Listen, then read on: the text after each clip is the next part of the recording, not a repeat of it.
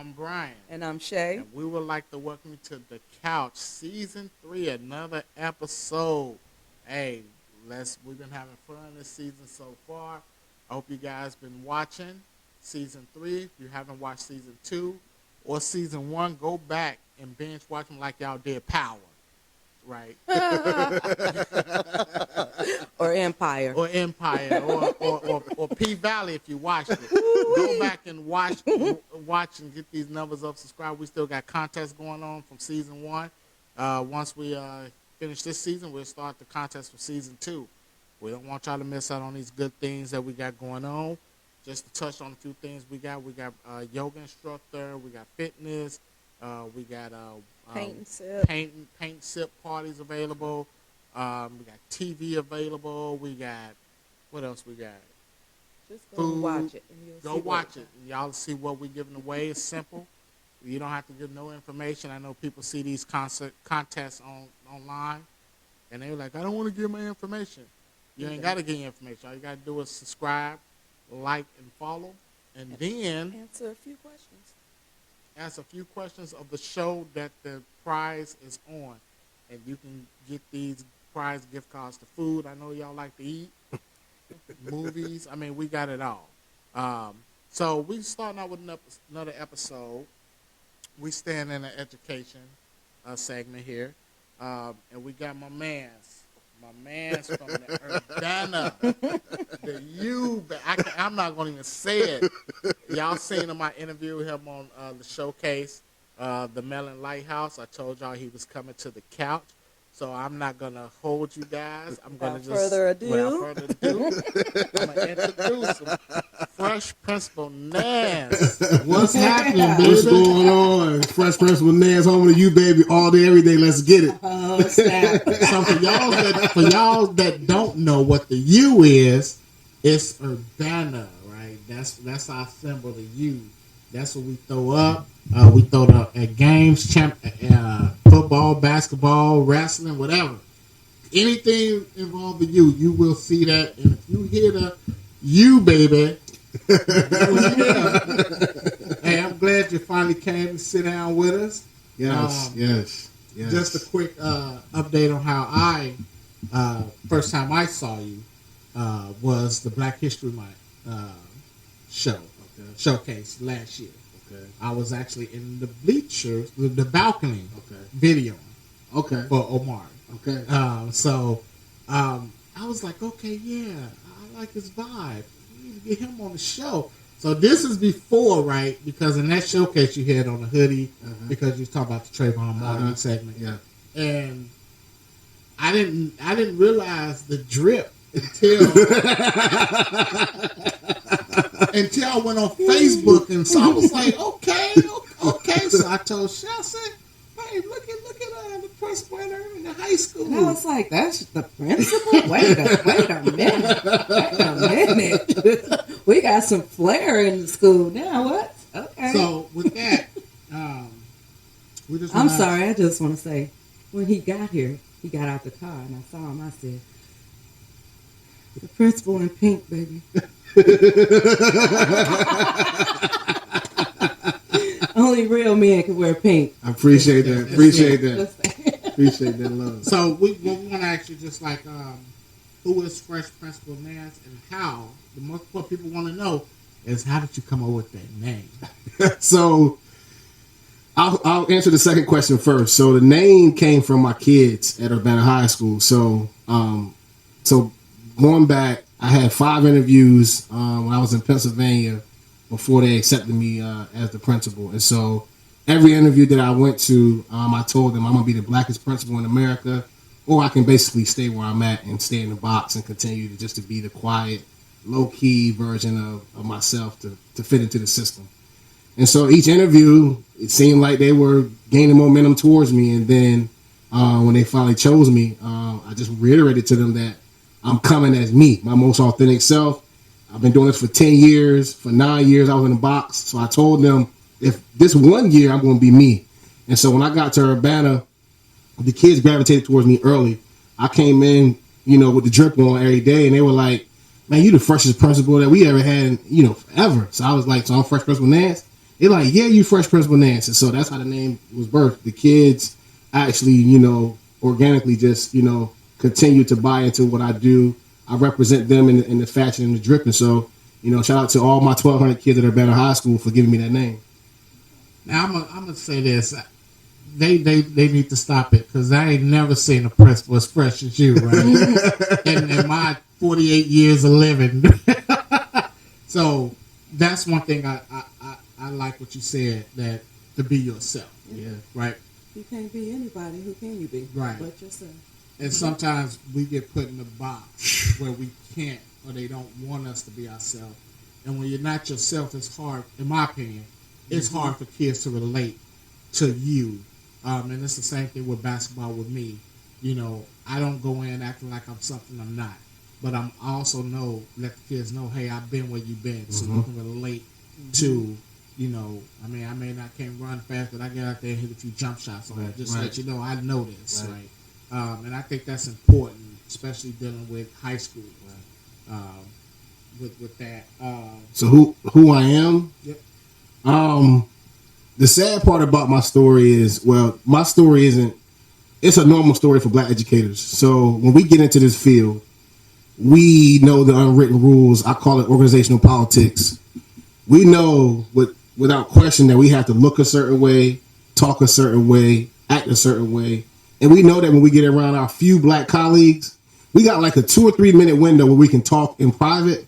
And then we know automatically that we got to disperse, because we know that the other adults in the building who don't look like us are going to see us in a space. They're going to ask their questions. They're going to do their little whispers. And before you know it, our livelihood or our jobs are impacted by those conversations. And so for 9 years, I've been demoted. I've been suspended. I've been investigated by the FBI as an educator, all because I champion Black and brown students. And I have records for all that stuff too, if anybody wants to question, my 10-year career. But so it's sad I say that, because even right now, sitting on the couch, I am still kind of like uneasy about the real me, because for those 10 years in education, I was in a box. I had to dress a certain way, look a certain way, talk a certain way. So I am still relearning and learning about who I really am. So Fresh Principal Nance is a Black man who really just wants to inspire the youth to be themselves. And to me, it's not about a color. It's more about being yourself in any space you can be in. And for Black educators, that's not the case. And so my mission is to create a brand new system within our public school systems that's going to be able to exist and have our educators, Black especially, stay in the field, because we lose so many every year because of the politics. Not the kids, not their behavior, not the parents. It's the politics. I'm glad you said that, because it is a lot of politics behind the education field. That's why funding gets cut. Certain programs get cut out, and these things I feel should be on the forefront. And I'm gonna say this: I feel like educators and teachers and principals and administrators, custodians, should get paid more than athletes, because we are pouring more to kids than LeBron James is. With LeBron James and Kobe Bryant, Michael Jordan selling dreams to kids. This is a dream, but we're selling education, learning tools, something that you can actually use if you don't make the NBA, because the numbers are very slim to make it to the NBA, yes, to the NFL, to baseball. So if you don't fall in that category, then what do you have? Right? Education. Yes. You need education. Amen. And I feel that teachers and educators do not get paid enough. Amen. In my opinion. Amen. And we can talk. That's a whole nother 2-hour subject. But So, me saying all that is that you have to have a true passion. Yes. To be in education. Yes. You can't do it for the money. No. You have to do it for the love. Absolutely. To pour into the kids. Now, I know for a fact that I see you at every event, that pretty much every event that the high schoolers have. If it's the cheerleader fun, the dance team dance at the African celebration last week, and you was there. That's what the community needs to see, right? That's what the kids need to see. That their principal is out representing them, supporting them. Because teachers are going to do it. Some teachers will come to the games. Some will go to certain events because they have a connection with certain kids. But I see you're connected to 1,200 kids. Absolutely. And you're there no matter what. So I tip my hat to that. Appreciate that. So with that being said, how was your first year? I know we're going into, 3 weeks? Technically 5 weeks of the school year. How was your first year? So the first year, so my first 9 years, I was in 6 different school districts, moving around the East Coast, trying to really find my footing. And so the Urbana community just woke up when I got here, and they poured into me, from the highest of the high to the lowest of the low. And that was like the defining moments for me, is when I felt the love from the community, because the love from the community it allows me to be free. It allows me to take risks. It allows me to do things that are non-traditional in the public school system, because the community says, we like what he's doing. We see the love that he gives to our students. And so leave him alone and let him do what he needs to do, because he knows what's best. And so that was the biggest change in my 10-year career, is the community support, vocal, behind the scenes, private, public support of what I'm trying to do, because a lot of people see the energy and they see the fashion and the drip, and they equate that a lot of times with arrogantness and cockiness. But really, I do this for the kids. And those who really see, like, look beyond the surface, know that my heart is all about making sure I save these kids' lives. I've said it numerous times. I didn't come here to be the best principal, the most well-liked. I came here to save lives. And I think sometimes people misunderstand my mission, because it's not a title mission or something that they gave me on a description. I knew when I came into Urbana about the gun violence. I came towards the guns, and I came because I felt like the love I had that I'm gonna outpour to the kids is going to change their mindsets. And so the first year was rough on the political side. I'll be honest with you, just because people will say it's okay until it actually happens. Like with the U baby, when I started doing that. Now again, the traditional sign is this. That's what they told me when I got here. I thought it was corny. I'm just gonna keep it 100. I just like, well, I ain't doing that. So I was home playing with my fingers one day, and I was like, well, let me drop. All right, so now I got a U here, and connected. So it's actually 2 small U's and a big U. So one of my teacher friends that gravitated towards me, he said, this is love and sign language, I think he said. So I said, well, that's perfect. You know what I mean? So, but some people were saying, well, what is that sign that the principal throws up? And for me, I know what you just asked me, is it a gang sign? Like, stop playing with me. Yeah. So I had that happening early, and then we had a big honors night, I think in like October, and I got up there to do my opening speech. And then when I got finished to close us out, I was like, y'all know what I gotta say before I leave. And before I could even count to 3, the whole student section said, it's the U, baby. And you see the parents, black, white, in between, like looking around, wondering what's happening, because it was just a school-wide thing. So that's when it was like, okay, now it's acceptable. Mm-hmm. And so those are the types of systemic issues that I try to address. I tell people you have to infiltrate the system first, and then you can't chop the tree down, you got to implode it. And so that's my mission.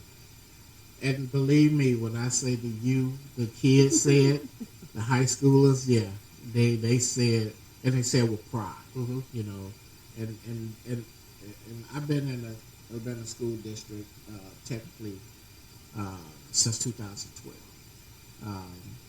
and so like you said, we used to do the whole you, but I mean that's a lot. But I do like the peace, the love symbol. Yeah. And when you said it, I'm like, yeah, you're right, because I just see the you, and a lot of people see the you, or like you said, the people that don't know, is he throwing up gang signs? What is the principal doing? You know, and then now it's a big thing. But I'm glad that they allow you to be you, even though I know you probably got a little pushback from originally. And see, people think I don't know a lot. I'm a custodian, so I hear everything that goes on in the building. So I know for a fact that our 8th graders look forward to coming over to you. So I know that about you. Because the principal, he cool. I said, yeah, he cool, but he's stern too. Don't get it twisted.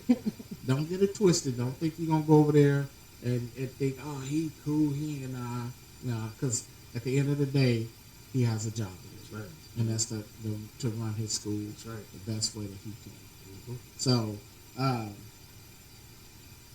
I know you do a radio show on Sundays with Sean Williams, Teddy Kane. Yes, Shout sir. out to my boy Sean and Teddy. Sean go way back. Teddy go way back. Actually got the VCR tape of Teddy singing at Champagne. Shout out to Teddy Kane Jr., Sean Williams, been in the community. Tomorrow, 8 a.m., get on up. What's the station? WEF 90.1, and we do live on Facebook, 8 a.m. All right, 8 a.m. You know, y'all up anyway. It's, getting ready for church. So before you go to church, tune in. And that's a plug into the community. And like I said, when I see you out in the community, the kids see you out. And that's important. The kids see you out, parents see you out. And as a parent myself of a college kid and a high school kid, to me, seeing the principal engage in events is important. And this is a shout out to Dr. Jackson over at Yankee Red. Yeah, absolutely. She was one of the principals that was out. I mean, me and Micah go back from GCI Glory Center days. But she's another one that supports her kids and her community. And there's a few others Absolutely. that support. But I'm going to say this, that I do like seeing a black man in that role when most of your kids are African American. Same thing with the middle school. I'm glad Cooper's there. Love Dr. Winnell. But I like to see Cooper in there because it gives the kids. It's the thing that with Obama. Kids see a black man in that position, then they can dream high. Absolutely. Because like I said, the only thing they see is LeBron James, and that's all they think. But you can make a difference in education or being an administrator or principal, just like you can make an impact bigger than you can LeBron James. Absolutely. With that in the community, how important do you feel that as black men for us to be visible in the community with the violence that's going on today? I mean, it's one of the keys to the ending gun violence. I told them I'm a community principal. I'm just not a high school principal. And so I took that to heart. And so knowing that, the kids in the community can touch me, there is a stigma and connotation with principals, especially high school principals. Like you go in their office and like you shut down because not my office. I have kids. I seek out kids in the hallway and I tell them, come holler at me real quick. Come talk to me real quick. And at first, my first year was, that, like I said, the principal wants to talk to me, I'm in trouble. No, man, like I'm different. And, I want them to know and see and believe that I see something in them. So I pull them into my classroom, into my office and say, hey, what's going on? You want something to drink? You want a snack? And then we're going to talk about what's really going on, because for me to be in that position of power, I need to leverage it in different ways. And I leverage it with the most at risk. I did a presentation yesterday for my roundtable, and I presented the data. And I think our high school graduation rate is around 88%, which is, a little bit higher than the national average. But we're still losing about 12%, which is 100 kids.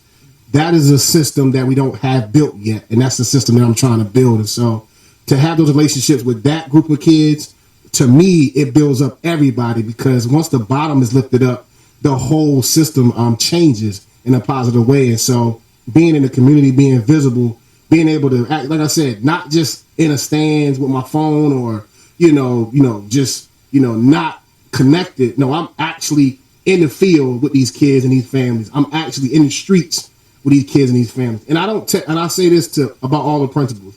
I don't expect for no one to do the job the way I do it, because I'm not going to do it the way another man do it. But I do it the way that I do it because I believe that being able to have someone of my stature connected to your son, to your daughter, to you as a parent who's struggling, I believe that gives you just hope in of itself. And so I continue to try to pour that out to the community. And they've shown me so much love in return. And like I said, the birth of me as an educator, fun fact, since we were doing fun facts, 3 years ago, I was so distraught in a school district that I was in that I was about to go be an accountant. I have a background in numbers, and so I was going to be in a cubicle and just, on a computer, a couple of screens, because I was so frustrated with the current state of public education, just national. This is not about one school district. This is not just about Urbana. The entire system impacts negatively our black and brown students and educators. And the numbers say that, the science says that, the data says that. So we got to stop disputing the facts. That's real. And so I'm one of like 3% of black high school principals, and the average high school principal is 45, and it's a white man. That's what the science and the data says. And so when people are taking shots or saying things about, the way I do and how I principle different.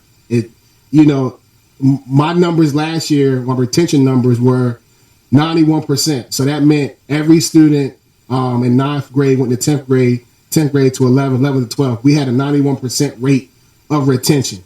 So you might don't like the sauce and the flavor and the seasoning, but the numbers say that I'm doing a pretty good job. But I'm not satisfied because I lost one student last year to gun violence, and that's when the anti-violence collective was birthed. And that's when I decided that I have to create a system for our kids that are most vulnerable to the streets.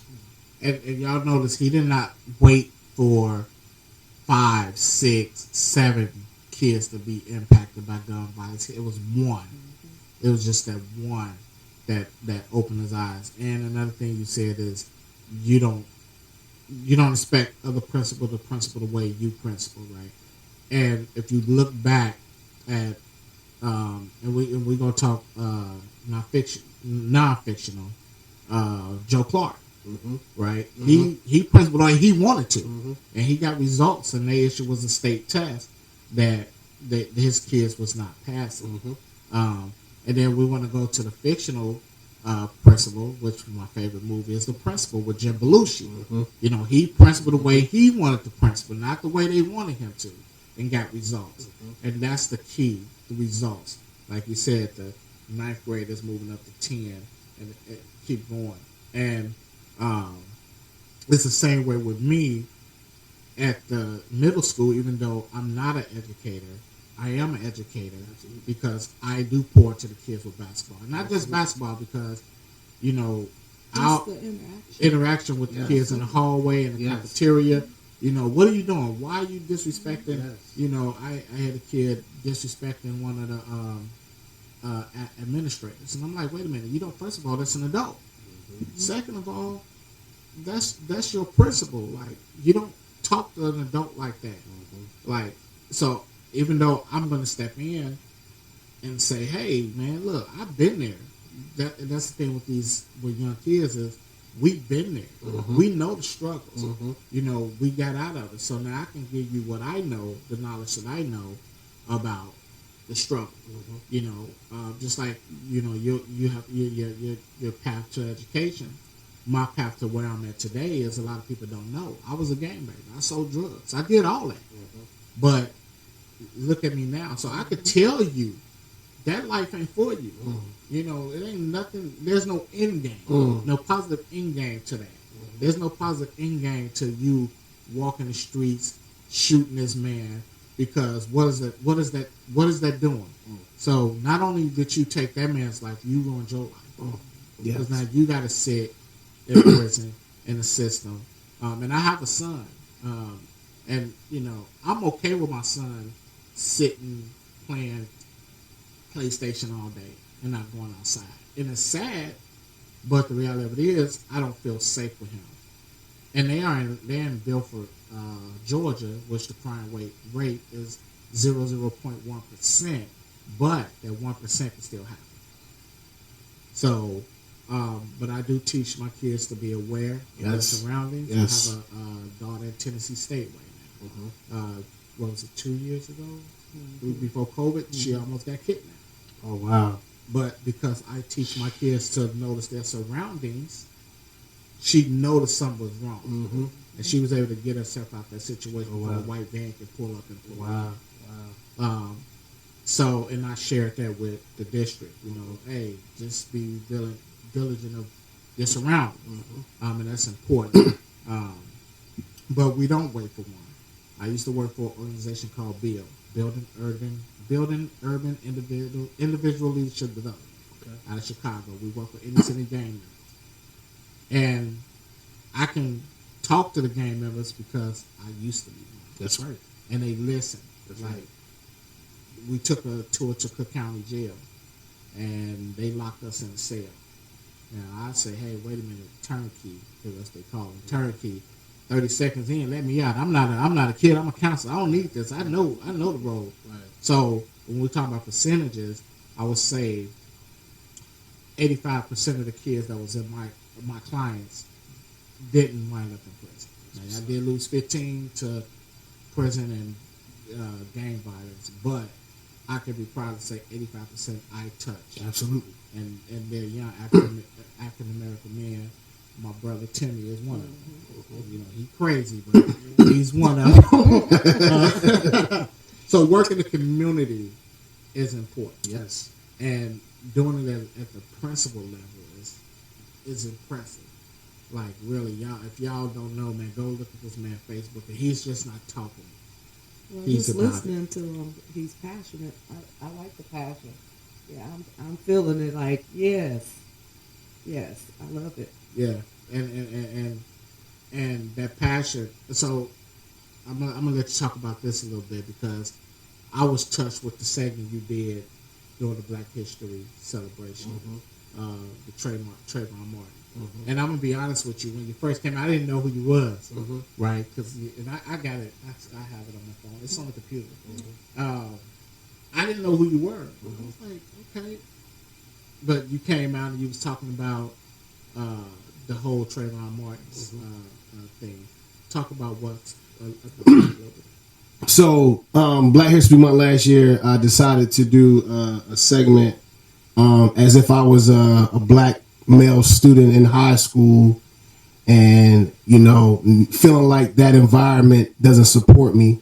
And so too often, so many of our black boys are vilified for their skin color, their hair, the wearing of a hoodie. And so I thought it was important for me to wear hoodies. On the radio every Sunday, I'm in a hoodie. I'm representing Trayvon Martin, but I'm also representing all the black male students at Urbana High School who wear hoodies, and then some of the teachers and some of the staff members look at them as if they're, a villain or a thug. And so I got on stage and performed a quick monologue as if I was one of the kids speaking out loud.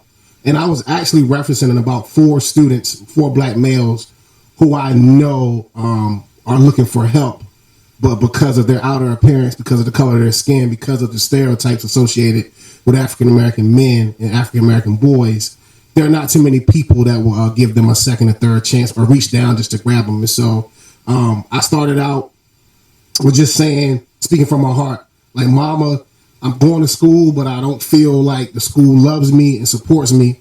And these classes, they ain't teaching me nothing, and I'm lost. I'm also behind because elementary school, I wasn't able to ever go to recess because I was active in the classroom, so they labeled me as a bad student, and I never got to play. So I don't know how to be cool with my friends. I don't know how to solve conflicts without fighting or going to a gun, because in elementary school, I was always in timeout. I was always isolated from my peers, and now they expect from me to learn how to be social and interact with high school students when I don't know how to regulate my emotions because I never got to play. I never got to, have the basketball and then get it taken away and then problem solve at an elementary school level because I was in timeout. And so now as we transition to high school, I'm 2 and 3 grade levels behind, And so my image is more important than my education at that point because I'm from the streets. So I'm not going to tell no one that I have a 7th grade reading level when I'm 17. I'm not going to tell no one that I don't know my times tables when I'm supposed to learn that in 5th grade because my image of who people think I am and who I see myself as is more important than those textbooks in my world. And so I just gave them that piece because it's a story that we don't hear. We look at those kids in the hallways and our black males and we automatically make assumptions. Even I did. 10 years ago as an alternative school teacher, I had 5 or 6 black males and I had a 5-year-old who got kicked out of his homeschool. So I thought that because I was a black male, they were going to automatically gravitate towards me. And what I didn't realize was I was a trigger for them because a lot of them don't have fathers in their house. So me coming in just with my own posture, how I stand, was a trigger for some of the kids. So I had to work with a social worker and really take her advice on how I need to interact with them. Get on my knees and talk to the smaller kids using a baby voice instead of my regular cadence, and really, using stuffed animals to reinforce play and conversations for our 6th graders who have been traumatized, understanding that their mindset is still 3rd and 4th grade. So being able to use that information to communicate with them, not as the teacher, but as a friend to them. And so all those things I picked up along the way allow me to really shift and adjust in any moment because I understand that all my words, all my actions, body language, all of it sends messages to the kids. And so for our black males who are quickly to go to the gun and have been traumatized, I put my hand on their shoulder. I touch their elbow. I do little things like that to send them father signs without barking at them, without giving them that feeling like I'm their dad. No, I love you, so let me give you a hug. Let them see me hugging another black man. Let them see me crying at times when I'm really stressed out, because all it does is send signs to them that you can be human, you can be vulnerable. And so once that love imparts into them, I feel like it'll change, and then we'll start to see some growth in our black male population. That's it right there. That's it right there. I mean, the image that you talk about. First of all, I'm going to say this. The hoodies. I'm all for the hoodies. But kids, why y'all wearing hoodies? It's 100 degrees outside. So there's a science behind it. There is a science behind it. So for a lot of those kids, the hoodie is a shield. A shield. It's like a turtle shell. You notice that a lot of them don't like taking pictures because their self-image is so tarnished between the black bodies they see on TV being slain and just their overall perception of themselves is so low. I'd rather cover up my whole face. Some kids wear their dreads in front of their whole face because if they pull it back, some are afraid of that person they see in the mirror because they've been labeled bad, wrong, stupid, need medication. They've been labeled since they were children. If you're born black and you're a male, and the science says you're 3 times more likely to get suspended. I'm not making these numbers up. This is what the data and the science tells us. If you're born black and you're a male, sometimes you're 3 to 4 times more likely to be suspended from school. And that's at the lowest level to the highest level. So when you're born into a system like that, it's almost like impossible unless people are reaching for you, or we're creating new systems for the kids. And so the 90-degree weather and wearing a hood for them, for a lot of them, it's comforting. Even though they're sweating and all those things, it is a sense of comfort because and then let's just break it down to the basic level. If you're not comfortable with something, you're going to change immediately. Mm-hmm. They are sweating profusely with the hoods on, and they tell me they're fine. And I was one of those guys like, man, take that hoodie off, it's hot. Till I went back and looked at the science behind it, psychology behind it. They're comfortable, even though for us it's like, what in the world is going on? And so I just accept them. I accept them how they are because they're going to hear it 10 times out of 10. Somebody telling them, to change, but for them it's a comforting feeling, even though it's hot as I don't know what. Yeah, because my son does. He walk around with a sweatshirt, and they stay in Georgia. It's a sense of comfort. TikTok. Yeah, and he got a sweatshirt on. I don't like to be hot. Me neither. Cold neither. Right. I think I'd rather be hot than cold. That's why I love Jamaica. But because and like you say, I walk around the school and most of the day I have my jacket on with my hood. I don't keep my hood up. But it is a sense of comfort. I'm glad you said that. And I never knew the science behind it. Yeah. And that's the thing about being in this field and doing the show is we learn stuff too. And I like numbers. I like when people do research, because one thing about me is I'm a researcher. Okay. That's part of my first degree. She'll tell you. She have her friends calling me, Mr. West, can you research this and research that? That's what's up. So just to give a look, so when we got married, I researched my honeymoon, the resort, for 6 weeks before I paid for it. And I researched crime, food, the web, anything that had to do with the resort in that part of Jamaica. I researched. Travel time from the airport to the resort, accidents, anything. That's my thing. So even Billy had me researching stuff for him. Okay. When we want to try something new in the schools, I research it. That's what's up. So I love numbers when people give me numbers because it's facts. It's not just speaking. Just speaking because I heard this. Because the saying is the best knowledge is your knowledge. Right? The best information is the information you research. And that I think that's very important. Being in the field, being a principal, because it's different from being a teacher to a certain degree, because you are the captain of that ship, right? And everything falls to you and your lap. And what I like about you and I'm a great judge of character. So that moment I saw you, I was like, I have to get down there and introduce myself. And the first thing I said, hey, I need you to come on the show. And you was like, okay, hit me up. Send me an email. The timelines are perfect. So I was like, okay, let's first year get through so we could talk about that. And then I saw you at the showcase. And I was like, yes, it's going to happen. So I appreciate you taking the time to come out. And a lot of people, if you don't believe him, like he said, just research it. It's there. It's there for you. It's not nothing that he's just saying. It's just stuff that's true. And send your kids to Urbana, man. So we can get them on the right track. Okay, go ahead. I just want to, with you guys saying researching this and researching that. I need y'all to look up how do you get the kids out of that comfort zone. You know what I'm saying? Them wearing them hoodies. Take them off. How do you get them out of them? So what I can tell you is the general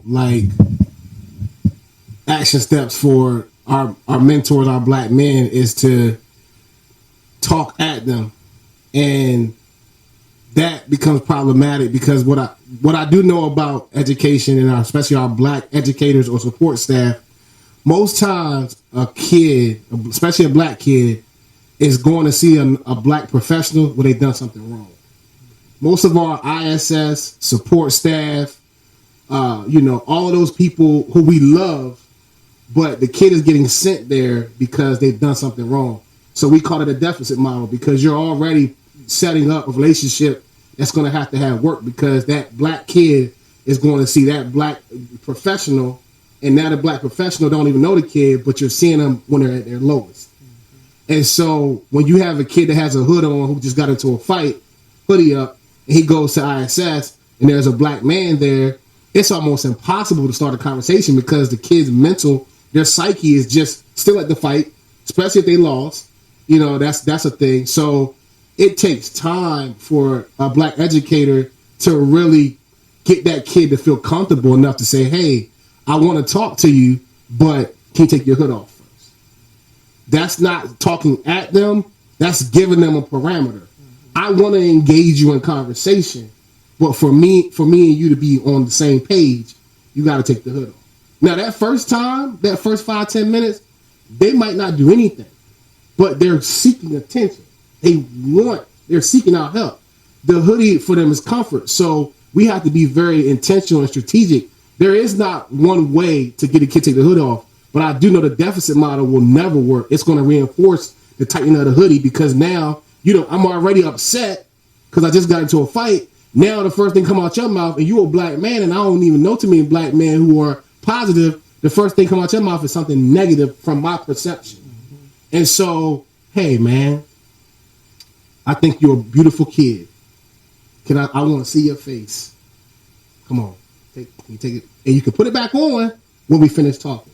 You have to be able to, in that moment, understand the type of child you're dealing with to get something out of them. Otherwise, they're going back to the street mentally, and then you push them away. And so it's hard work and it's hard work, but I've seen it done with the worst kids, quote unquote, and I've had the worst kids become the best kids. And so it can be done. It's layered, multi-layered, and you have to really care. It's hard work. You have to really care. And this knowledge is available every Sunday morning, man. I mean, all you gotta do is tune in or watch the show again and again and again. And I'm gonna say this too. I gotta be clear. There are a lot of seasoned educators, black, white, and in between, who think they know and seen every kid, but you haven't. Every kid has their own set of rules, customs, values, the gamut. So we can utilize our old pathways to help some kids, but you have to seek out new information and try to identify how you can bridge your old methods with the new methods to impact kids. We cannot keep resting on the 30 or 40 years that we've been in the field because we're losing kids every single day and we're using the old traditional models. Mm-hmm. And so until we are able to come together collectively, old educators and new educators, to create new systems, that 10 to 12% we're going to continue to lose because we're basically pushing them into a system that we know the numbers say doesn't work for that subset of kids. And I'm not just an energy flashy guy. I really understand the science, and some people get that twisted. So that's why I'm being intentional on this show, giving them the educational jargon and the data, because far too often you label me as this energetic, flashy, all about himself person because I'm a black man with some swag. But really, I know the science. I'm working on my 5th degree. So again, just be clear. There's more than just the optics and the external. I really understand how to impact all kids, but specifically our kids. There you go. Well said. And so we talking about the layers, as the kids call it, the drip. Let me tell you, it took me a minute to understand what that meant. Like, you like my drip? Like, what? You dripping? What are you talking about? So thanks to TikTok, because I watch a lot of TikTok, and my kids, Dad, you don't know what drip means? Or cap, something you put on your head, you know? But the drip, like, seriously, like, I had to put my hat on. It ain't like your hat. Much respect. Nah, but I respect the drip, though. I respect the drip. The drip is serious. Like, my wife is a fashion person. Wife's definitely drippy. She's definitely drippy. Let's be clear. The sister over here is drippy. Thank you. This outfit, she picked out for. But the drip, man, if y'all friends with him on Facebook, y'all know him, just go look at the outfits. You was in I don't know if it was, I don't know what type of meeting it was, but it was Savage. Mm-hmm. Yeah. And y'all was on the stage. Yeah, okay. And the drip was serious. So I'm like, okay, that's what's up. Like, as an adult, I got to step my game up. Like, because, look, see, let's go. Because, like, I put on some sweatpants and a t-shirt and like, baby, let's go, you know. Like, you wearing that? No, you're not wearing that. I put something on the bed for you. So, and we need to be color coordinated. Okay, I'm with all that. I'm with all that. And that's her. So, like, what's your favorite? What's the word? I don't want to say wardrobe because it's hard to say wardrobe. Right? What is it? The designer. I don't honestly. I don't really have a favorite designer. I see like I'm always looking for something that obviously that's against the grain, and so that's not a fashion trend, and I shop all season. My mother, back in the day when we didn't have much money, I was buying my Timberlands in the summer. I was buying my shorts in the winter. I was buying my coats in the summer when they was going on sale. Let's be clear. I come from poverty, come from nothing, and so we had to get real creative, and so that creative lens just led me to always want to put colors together that people don't see, like what I have on now. It's intentional. You don't typically see the fall darker burgundy and then the summer, late summer, fall pink together. And so I always try to make sure that I'm just being comfortable with, I love all colors. And so that's how my mind thinks in colors. And so I usually visualize my outfits like the day before. And so it's like, it's fun, it's therapeutic. And even without any money in my pocket, you wouldn't be able to tell because I'm always going to be clean and something. And my mother always instilled that in me. Boy, I don't care how much money you got in your pocket. You better come out that house clean, smelling good, and looking good. And so as a grown man, I always was into merging the fashion. So I have on the ripped jeans as a youngster with the top, with the vest. And so just mixing the different fashion trends. And so, and always staying true to myself. That's the biggest thing. But there isn't one particular designer. I just I see a piece, I like it, and I have some pieces that'll sit for like 8 or 9 months because I haven't found the right hat or the right shoes. And so so I'm always picking out different things, and I let it sit for a while. Oh, that hat goes with those shoes I bought 8 months ago. Then I pull it out. So yeah. So that sounds familiar. Yes. Because somebody. Because I don't have a certain fashion designer or whatever. I make the clothes. The clothes don't make me. But, once again, man, I appreciate you taking the time out out your schedule to come and sit with us on the couch. I learned a lot. I hope you guys learned a lot. If somebody want to get in contact with you. Just pull up to the high school. My secretary, she know that's boss. She will put you on the schedule. You tell her what you want to talk to me about, so I'm prepared for the conversation. And, my email is tnance, Nance, at usd116.org. You can just type my name in and Google and you'll find it. But just come to the school. And if you want to partner up with my anti-violence collective, obviously, you can come to the school. We can talk about that as well. The goal is to end gun violence, and the goal is to put together as many community partners as I can in the same space, not arguing, not debating, but really talking about how we're going to end gun violence. And so that's what that group is for. And so I'm looking forward to that work as well. And continue to support me. Continue to support what we do at Urbana High School. We're going to continue to do different things, innovative things. And so I appreciate the time. I love y'all vibe and energy. Definitely relationship goals that I have, inspired by both of you and the work you do. And so thank you for having me. All right, we're not done yet. Oh. I ain't let him off the hook. I was trying to get him out of here. We're gonna do it. I did that on purpose, y'all. Here we go. We're going to do a little bit of lyrics correct. Now, you don't have to sing it. Okay. You can just answer it. If you want to sing, I might not know none of the answers, but we'll see. All right, we're gonna give it a shot. You want to read the first one? Go ahead. Go ahead. See, you always put me on. Okay. Because you know them. You're going to sing it. All right. We going with my boys, Drew Hill, Cisco. What is the feeling that Cisco from Drew Hill just can't turn loose?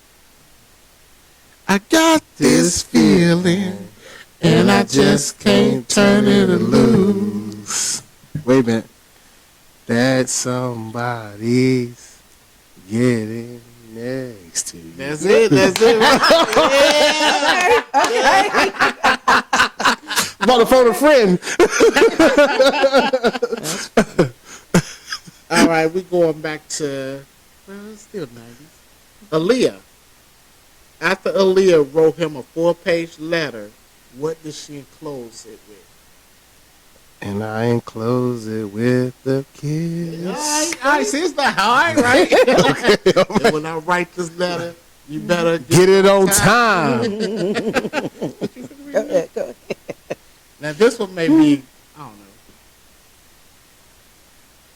What kind of raindrops does Soul for Real dream of? I love. Do you ever dream of candy cold? Yeah. Yeah. Okay. Okay. All right, this is a multiple. These two are multiple questions, multiple answers. Wanye from Boys to Men said, "Here, stop pointing fingers because the blame is on who? A, the devil. B, me. C, you. Or D, her." I don't even know that song. Baby.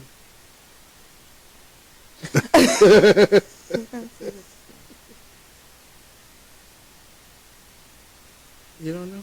You know the song? It's hard to sing that because it's like that's the lyric. I mean, I'll take a guess. I'm gonna guess it's him. Yeah, me. Okay. Hey. Stop pointing fingers. The blame is on me.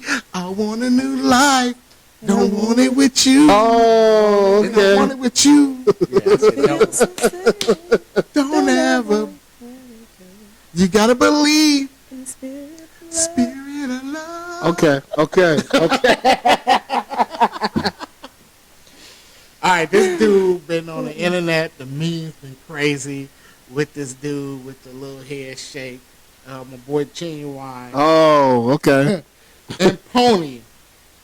What was Genuine looking for?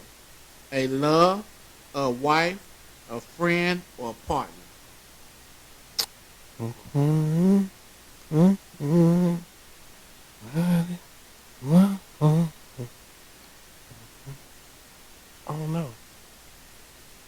don't know. Help me out. Help him out, audience. Partner. Oh, So he's no. Okay. Hey, listen, I got him to sing though, right? Lord, listen, it's still to you, baby. But once again, we would like to thank you for coming out, sitting with us, spending time with us. Won't be the last time. Hopefully, this is the first time I'm going to say this on air. Hopefully, we get the radio spot at 104.5. Woo! I'm working with DJ BJ, is his name.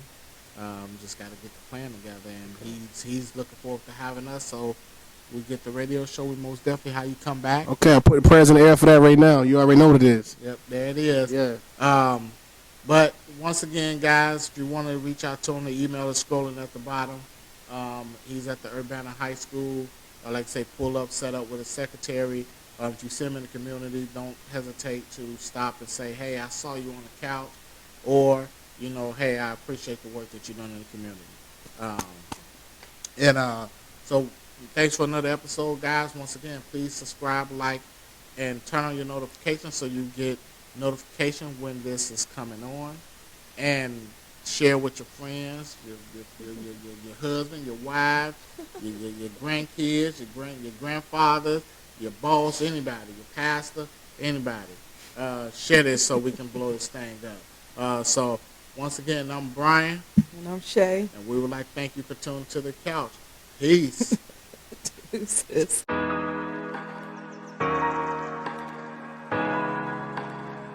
Jamendo.com.